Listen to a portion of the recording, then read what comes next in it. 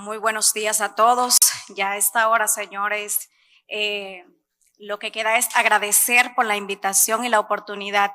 Sin embargo, algo que voy a solicitar y que les voy a recomendar al que en otro momento se le presente es que traten de buscar un turno tempranito, porque a esta hora el reto aumenta con la excelencia de las exponencias que se han realizado y hasta los chistes se los roban, como me hizo la doctora con las mariposas en el estómago de Danice. Vamos a dar inicio con lo que es la estrategia terapéutica de MASLD o MASUL en los pacientes, en este caso en los pacientes magros. Regularmente hablamos de los pacientes con obesidad. Desde hace un año tenemos una nueva nomenclatura en la cual el paciente, tanto la sociedad europea como la sociedad americana y como la sociedad latinoamericana, consideraron cambiarla en vista de que este es un término que es afirmativo y que no es estigmatizante como se considera la palabra grasa. Estos son los conceptos que hemos manejado durante el tiempo, desde el inicio del diagnóstico de esta entidad hasta lo que manejamos actualmente, que es el MASLD o el MASUL, una palabrita que le encanta a un amigo, cómo se pronuncia tanto en Latinoamérica como en Europa. Estos son los conceptos de la enfermedad hepática esteatóxica. Aquí tenemos lo que es el MASLD, la enfermedad hepática esteatóxica asociada a la disfunción metabólica. También tenemos lo que es la enfermedad hepática asociada a la disfunción metabólica. El MASH, ya cuando hablamos de hepatitis. Y esta nueva nomenclatura, que es el metal, esta es considerada en aquellos pacientes que tienen un grado de ingesta de alcohol a la semana. Aquí podemos ver la cantidad en mujeres y la cantidad en hombres que se requiere para tenerlo a la semana. Esta es la nomenclatura para los pacientes que tienen entonces una asociación con lo que es meramente el alcohol. ¿Qué nos va a dar esto de la nomenclatura? Pues ellos entienden que la enfermedad hepática esteatóxica asociada a lo que es la disfunción metabólica pues tiene un mayor riesgo no solo de enfermedades hepáticas sino también de otras enfermedades que están relacionadas tanto a eventos extrahepáticos como a enfermedades cardiovasculares y a otros tipos de cánceres que se van a dar a través de lo que es la promoción de la dislipidemia heterogénica, de lo que es el entorno sistémico proinflamatorio, profibrogénico y procoagulante.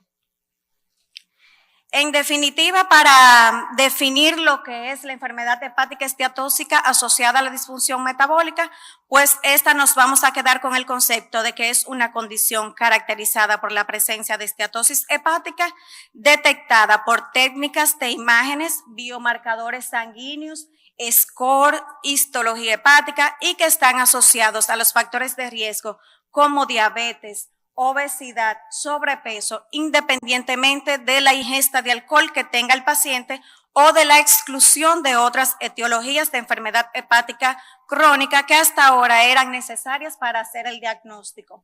Esto va a reflejar mejor lo que es la base de la patogenia de la enfermedad y además va a permitir un enfoque más integral y estandarizado del manejo de la enfermedad hepática. ¿Conocemos la historia natural de la enfermedad? Pues sí, sabemos que se va a desarrollar en un hígado sano, el cual si evoluciona un 25%, entonces vamos a tener la esteatosis simple, pero sin daño celular. Ya si evoluciona un 20%, entonces vamos a tener daño hepático e inflamación. Esta puede revertir en un 5% de los casos y un 20% puede progresar a lo que es la esteatohepatitis más la fibrosis, que si evoluciona entonces vamos a tener el riesgo de cirrosis y riesgo hepatocelular. Algo importante que yo quiero que ustedes se metan en la mente hoy es que el riesgo cardiovascular es lo más importante en este tipo de pacientes, porque eso es lo que vamos a tener como medida para tener la terapéutica. ¿Por qué damos tanto énfasis actualmente en lo que es la enfermedad hepática esteatóxica? Pues actualmente es la causa más frecuente de enfermedad hepática crónica en pacientes adultos, la cual está asociada a lo que es la epidemia mundial de la obesidad y el síndrome metabólico. Es una causa creciente de enfermedad hepática de forma avanzada y en los próximos años, junto a la hepatopatía alcohólica, se convertirán en las causas más prevalentes de hepatopatía crónica en nuestro medio. Estos son los criterios que debemos de tomar en cuenta para hacer el diagnóstico, al menos uno de los siguientes. Un índice de masa corporal mayor de 25 kilogramos por metro cuadrado en la población general. En Asia sí vamos a tener un 23 kilogramos el índice de masa corporal. La circunferencia abdominal en mujeres de 80 y en hombres de 94. O también eso se va a reajustar de acuerdo a la etnia del paciente. También tenemos lo que son los niveles de glucosa, tanto en ayunas como postprandial, al igual que la hemoglobina glicosilada, la presión arterial mayor de 130-85 milímetros de mercurio, aumento de los triglicéridos y del colesterol, así como la reducción de los lípidos ya cuando se realice el tratamiento. Esta paciente en este momento, el cual es un paciente típico, una paciente obesa, ella está llorando porque no vamos a ayudarle en el día de hoy. Vamos a ayudar a los pacientes delgados que tenemos por ahí. No sabemos muchas veces qué vamos a hacer con ellos porque el principal objetivo con relación al tratamiento es la pérdida de peso. Incluso cuando el paciente no mejora, lo que uno debe de continuar es tratando de que ese paciente pierda peso. ¿Qué vamos a hacer con el paciente magro? Entonces, lo primero es distinguir que existen dos fenotipos. Un fenotipo, estos van a estar basados en lo que son las características epidemiológicas, la historia natural y el pronóstico del paciente. El fenotipo 1, que es el paciente que tiene adiposidad visceral y que va a tener resistencia a la insulina, y el fenotipo 2, que es el paciente que tiene la esteatosis hepática, que va a ser resultante de las enfermedades monogénicas. Otras características que tienen estos pacientes es que van a representar aproximadamente del 10 al 15% de la población de los pacientes que tienen masa LD. Tienen una patogénesis compleja, la cual actualmente aún no está definida, con una tasa de prevalencia variada y amplia que oscila entre 3.8 y el 34.1%. La población general, como mencionaba, con un índice de masa corporal mayor de 25 kilogramos por metros cuadrados, y en la población asiática, pues 23 kilogramos por metros cuadrados. Tienen además una mayor prevalencia en lo que son las enfermedades metabólicas y además tienen un peor perfil metabólico, y en algunos de los casos también van a tener peores resultados histológicos con fibrosis avanzada. Estos pacientes sí tienen una más baja prevalencia de lo que es tanto la diabetes como la dislipidemia. Los pacientes delgados, para hacer el diagnóstico, vamos a tomar en cuenta dos anomalías de los riesgos metabólicos. Que el paciente tenga una circunferencia abdominal aumentada, que tenga datos de hipertensión arterial, que tenga antecedentes de dislipidemia, que esté cursando con una prediabetes y también que tenga un índice alto en la evaluación del modelo de homeostasis OMA para lo que es la resistencia a la insulina, al igual que los niveles elevados de proteínas C reactiva.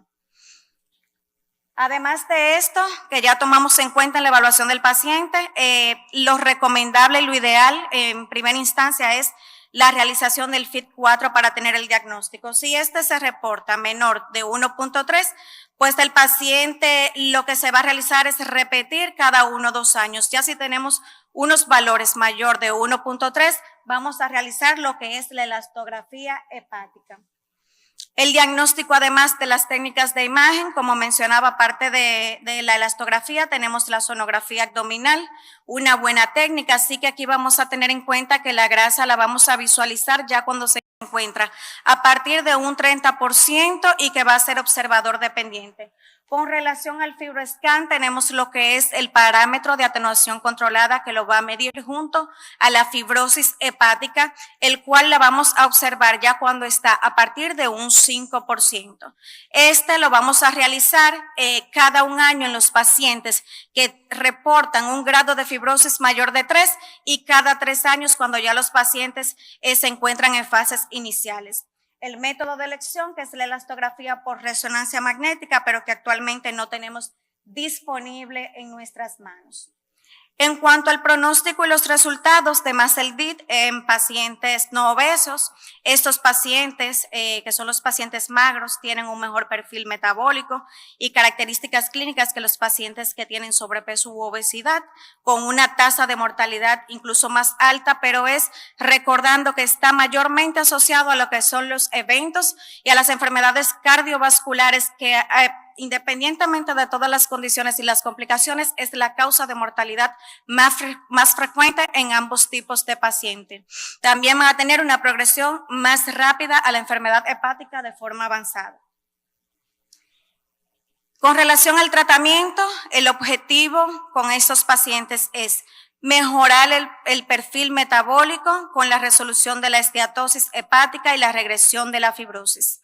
La literatura apoya que la modificación en el estilo de vida es una terapia efectiva en pacientes magros igual a los pacientes obesos. Por eso esa es la terapia inicial con este tipo de pacientes. Cuando realizamos entonces la elastografía hepática, si el paciente reporta un grado de fibrosis mayor de F2, entonces vamos a proceder con lo que es el tratamiento farmacológico que tengamos a disposición.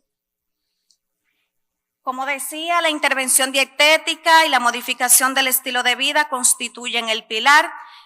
Vamos a hacer con el paciente reducir la ingesta calórica de 500 a 1000 kilocalorías por día en una dieta mediterránea que se base en las necesidades del paciente, en las comorbilidades del mismo e incluso en los gustos de este paciente. Vamos a recomendar la abolición de lo que son las bebidas y alimentos industriales ricos en fructosa y el café, que aunque no tiene una dosis establecida y recomendada, pues sí sugieren que 3 tazas de café al día pueden ayudar con lo que es la mejoría de la esteatosis hepática. El ejercicio, una pérdida de peso en el caso de los pacientes magros, vamos a tener una pérdida de peso de un 3 a un 5%, lo cual va a mejorar la esteatosis, a diferencia de los pacientes obesos, los cuales vamos a optar por un 7 a un 10% de pérdida de peso y continuar perdiendo peso si el paciente así no mejora. Esto, una realización de 150 minutos por semana o 3 veces a la semana, va a disminuir lo que son los niveles de la ALT.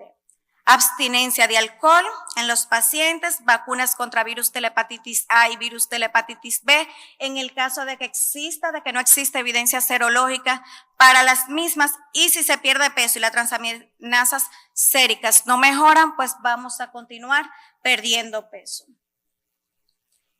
El manejo farmacológico, ¿en quién está indicado? No se debe de iniciar este manejo en los pacientes, como les mencionaba, que tienen una esteatosis hepática simple. Sin embargo, en los pacientes que ya cursan con esteatohepatitis y con fibrosis significativa confirmada con elastografía, y además en los pacientes que ya tienen más de un año con cambio en el estilo de vida, con realización del ejercicio y que no han mejorado su condición. Dentro de los medicamentos que recomienda para los pacientes magros, específicamente mencionaba el ezetimibe, 10 miligramos durante un año. Estos ayudan a lo que es una reducción de la AST y del LDL, pero no se observan cambios significativos en lo que es el colesterol HDL, en los triglicéridos, ni en la resistencia a la insulina, ni tampoco en lo que es la grasa a nivel de la sonografía.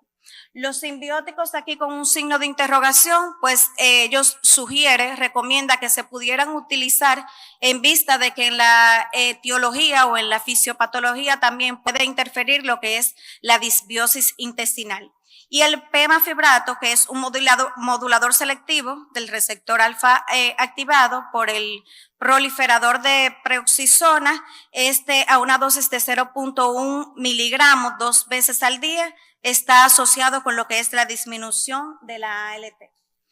Tenemos un medicamento que hace menos de 2 meses ha sido aprobado de forma rápida por la FDA, el resmetirón, pero actualmente aún no disponemos de él y todavía nos queda un tiempito para recibirlo. Pero aquí sí vemos que la utilización del mismo a las 24 semanas tuvo excelentes resultados con pocos efectos adversos. La vitamina E, como ya mencionaba que vamos a continuar con la terapia similar a los pacientes obesos, pues entonces está recomendado lo que es la utilización de la vitamina E como antioxidante a una dosis de 800 unidades internacionales por día, lo cual va a mejorar lo que es la histología en los pacientes que tienen algún grado de inflamación y también van a proporcionar una disminución de las aminotransferasas.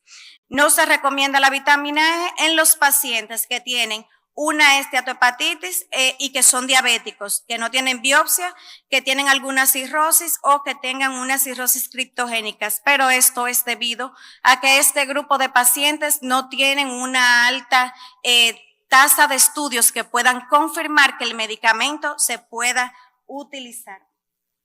La pioglitazona es otro medicamento indicado en los pacientes que tienen o que no tienen diabetes, que tienen una esteatohepatitis que se ha demostrado por biopsia. Algo importante a recordar, que la biopsia no está establecida para el diagnóstico, al menos que cuando hagamos la evaluación, la historia clínica, que tengamos la elastografía, no tengamos esclarecido el diagnóstico, pues cada paciente es individual y si es necesario se opta por realizar una biopsia hepática.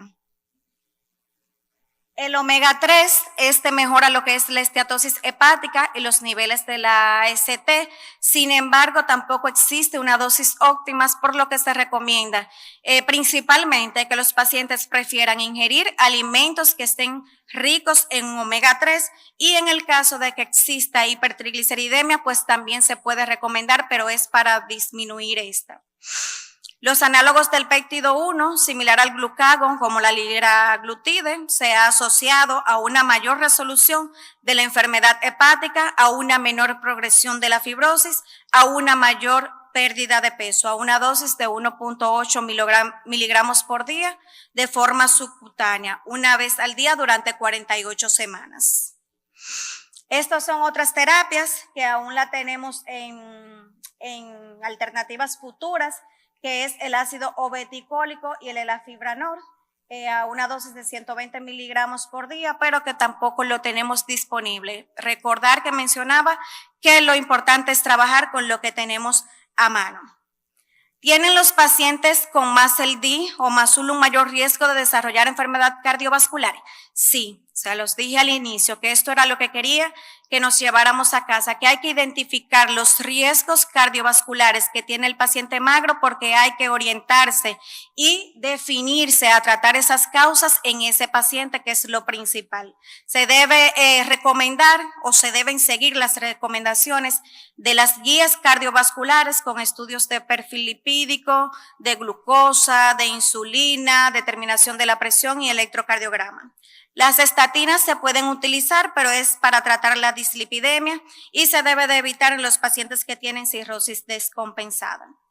Los pacientes que ya han avanzado y que tienen una cirrosis, pues el tratamiento es similar a los pacientes cirróticos. Se deben someter a pruebas de detección de hipertensión portal para la detección de hepatocarcinoma. La mitad de estos pacientes, de los casos, van a surgir en estadios precirróticos, presentándose como tumores de gran tamaño y que van a tener una peor evolución. También lo que es la esteatosis hepática focal, a tener en cuenta en estos casos como diagnóstico diferencial frente al hepatocarcinoma. ¿Qué nos vamos a llevar a casa? Pues que se debe realizar el cribado de MASLD en la población de riesgo mediante estudio de enzimas hepáticas e imágenes. Los biomarcadores, los índices no invasivos o el CAP son de utilidad, así como los métodos basados en la elastografía para detectar lo que es la fibrosis y la esteatosis. Estos son considerados esenciales en el manejo de los pacientes con MASLD. El cambio en el estilo de vida basado en la dieta mediterránea y el ejercicio físico son el pilar del tratamiento. de estos pacientes y estos deben ser orientados a inducir una pérdida de peso de 3 a 5% inicialmente. Se deben evaluar y tratar todos los factores de riesgo cardiovasculares asociados como la dislipidemia, la hipertensión y la diabetes y aún con la esperanza de que este nuevo tratamiento lo tengamos a disponibilidad prontamente. Muchísimas gracias.